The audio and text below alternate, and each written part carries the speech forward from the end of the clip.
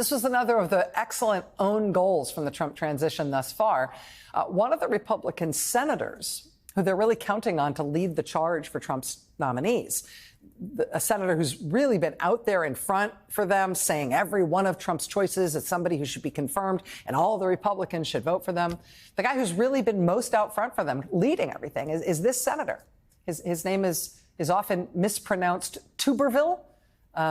It is not Tuberville, it is Tuberville. His name is Tommy Tuberville, the senator from Alabama.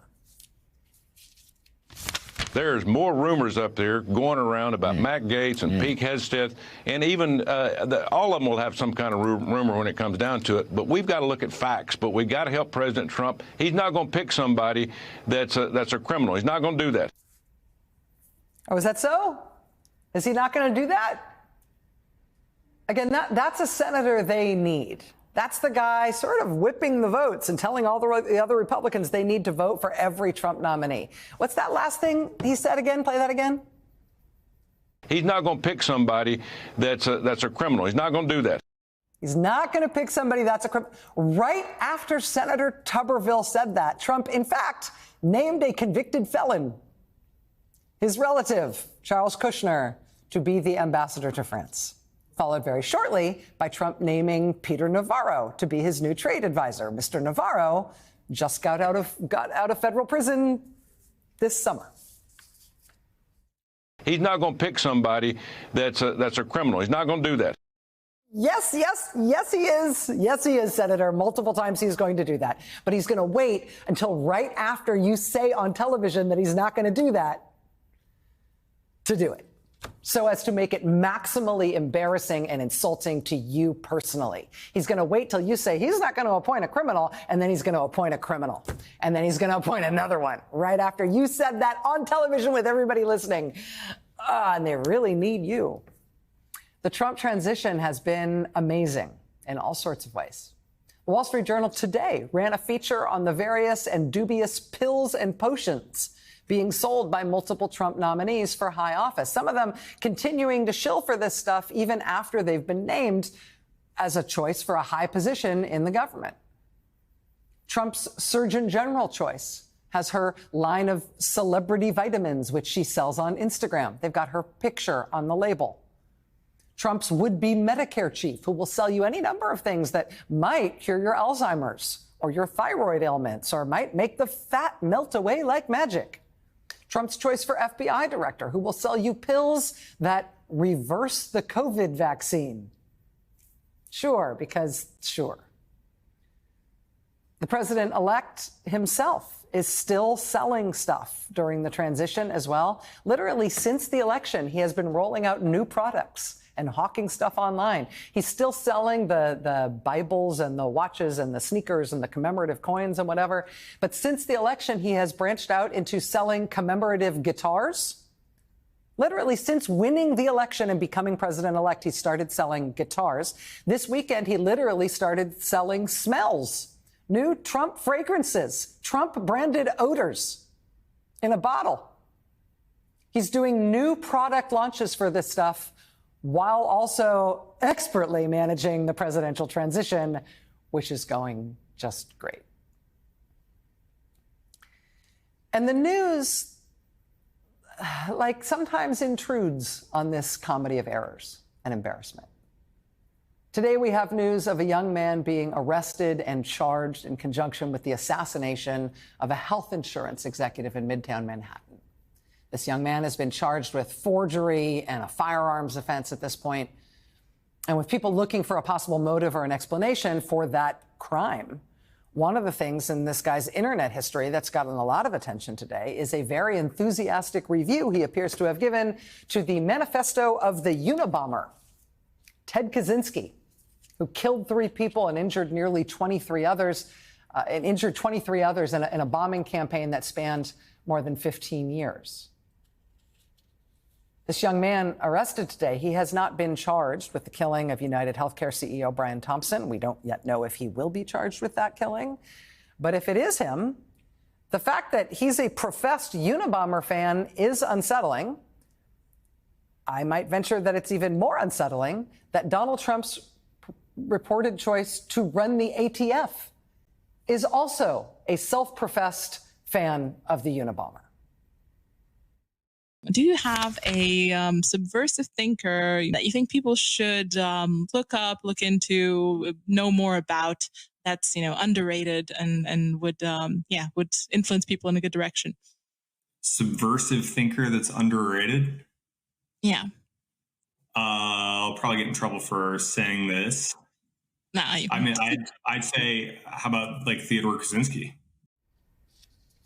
Theodore Kaczynski. Blake Masters later admitted, quote, probably not great to be talking about the Unabomber while campaigning. Just to be clear that he knew that when he was talking about Theodore Kaczynski, he's talking about the Unabomber. Underrated thinker. People should look into him. People should look into an underrated thinker that would influence people in a good direction. Unabomber fan, reportedly Trump's choice to lead the ATF, which, despite its acronym, is responsible not only for alcohol, tobacco, and firearms, but also explosives. Sure, why not put the Unabomber fan in charge of the federal agency that regulates explosives? We've also had news in the last few days that Trump has his choice made for his special envoy for hostage affairs. Incredibly serious job, literally life or death stakes every single day in every single circumstance in which that envoy works. Just an unbelievably sensitive position in the U.S. government. For that job, his special envoy for hostage affairs, Donald Trump has reportedly chosen Jared Kushner's college roommate. Sure, why not?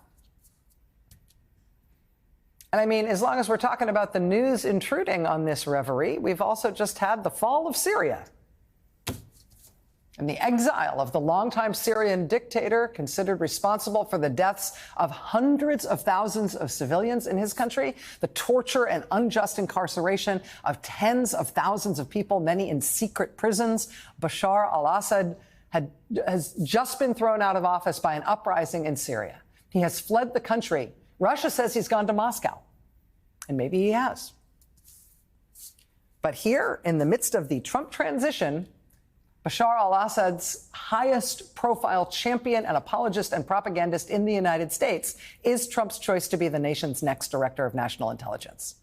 I mean, there's Tulsi Gabbard today meeting with senators on Capitol Hill, while the news is coming down that the butcher of Damascus has fled Syria and gone to Moscow. And every one of those senators has to be looking Tulsi Gabbard up and down and thinking, ooh, if this had happened 1 year from today, would Assad be going into exile here?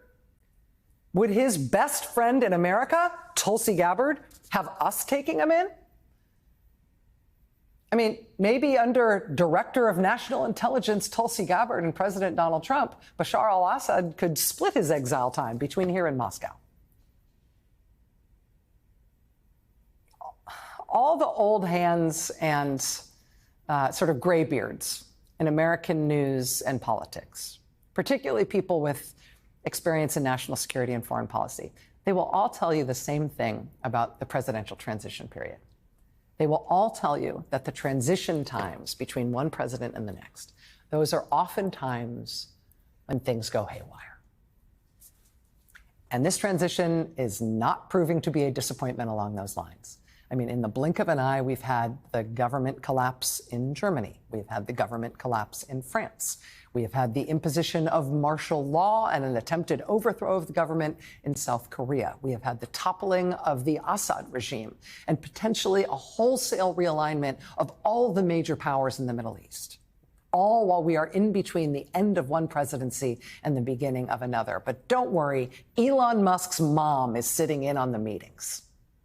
And Jared just got both his ex-con dad and his college roommate really cool jobs. And people have almost forgotten about the child sex trafficking attorney general nomination and the other guy supposedly selling presidential appointments and the rape allegation in the police report about the defense secretary nominee and the Unabomber fan for the explosives job and the health secretary who says a worm ate part of his brain and then died in there, now asking potential hires into the U.S. government how much they like sex and do they like to show off their bodies. I mean, it is a complicated and dangerous world out there, especially right now. And there is nothing about the quality of this presidential transition that should set anyone's mind at ease about how well America is going to be handling these matters. But for us, all the more reason for us to try to understand them as best we can. So hold that thought. We've got more ahead.